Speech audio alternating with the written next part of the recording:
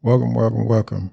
It's your boy Rob, better known as the Philosophical Insomniac, with my rebuttal video to our kind of entertainment's video, Tyler Perry's Sistas, People Keep Sleeping on Zach's Financial Intelligence.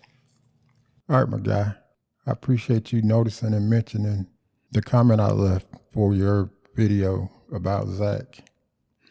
But I just got to tell you, I disagree with the idea that Zach is some kind of financial genius. I'm going to try to lay this out in the same order that you laid it out in your video. So let's start with this first. Being good with word or math problems does not make Zach a financial genius. Makes him good at math and word problems. Being a number cruncher doesn't make you a financial genius. Most accountants are good number crunchers. Not all accountants are financial geniuses, though. Being able to calculate how much money Zach thinks he owes Karen, that definitely doesn't make him a financial genius. Anybody can keep track of how much money they owe someone or thinks they owe someone.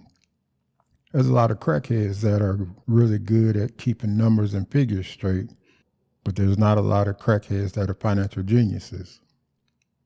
As far as that stock goes, that stock was actually a fluke. That whole situation was a fluke. If not for the chance meeting that he had with that horny, devious, revenge-seeking white woman, Zach would have not known anything about that stock. Without running into her, he doesn't take that risk, by the way, a risk of his money and his freedom, and he doesn't end up in that position now.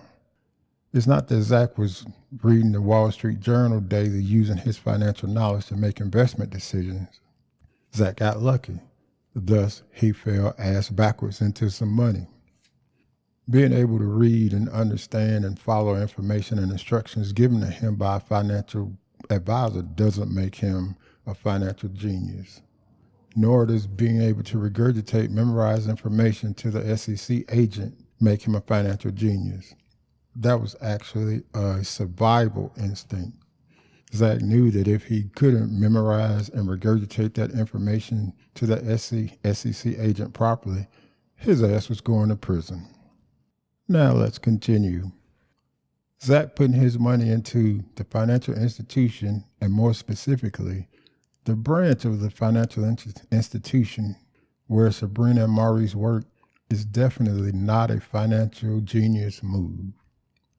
In hindsight, how smart was it for Zach to take advice from Jake about dealing with Gary and his business, given that we now see Gary as a psychopathic swindler who will say or do anything to get his way?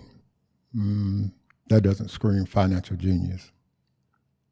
Why wouldn't Zach move his money away from Gary's business after Gary was swooped down upon by the FBI? There's no way he didn't know about it. Atlanta's big, but it's not that big. FBI helicopters and all that stuff would have made the news. And even if Zach doesn't watch the news, Zach's girlfriend is Fatima. Fatima works for Andy. Fatima knew all about it. And if you take Fatima out of the equation, Zach is buddies with Danny. Danny would have known about it. So how the hell would Zach not know about it? Not the move of a financial genius. So let's move on to this business venture with Bryce. That doesn't show Zach to be a financial genius either. Shows that he's probably a decent businessman with a vision in that particular instance. But financial genius? Nah, it doesn't scream that. So let's move on to renting the other half of his duplex out to a stripper who his fiance hates. This same stripper who wants to put a pussy on Zach's mustache is definitely not indicative of Zach being a financial genius. Good money move?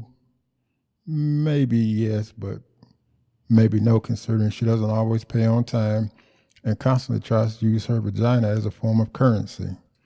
Financial genius? Nah, I'm not getting that from that move either. And as far as comparing Zach's financial situation to Michael Jackson's financial situation, I'm going to just say this. Neither of them were financial geniuses. Most millionaires or billionaires are not financial geniuses, and there is no shame in admitting that. Most of them surround themselves with people they trust, people who know things and give them great advice when it comes to their finances. And they take that advice. Doesn't make them a financial genius, not in the least. Now, don't get it twisted. I'm not down in Zach's financial situation at all. I think Zach is a good dude. He's a good dude making some good moves and reaping the benefits of a combination of luck and some smarts. But a financial genius? Nah, bro, he's not. Just a good dude who fell into a good situation and he's making the best of it. Well, this is the end of my rebuttal video to our kind of entertainment video. And the comments I left under one of his videos about Zach not being a financial genius, but actually just falling ass backwards into a good situation. Hopefully nobody took offense at this video because it's YouTube. It's all entertainment. It's all in fun.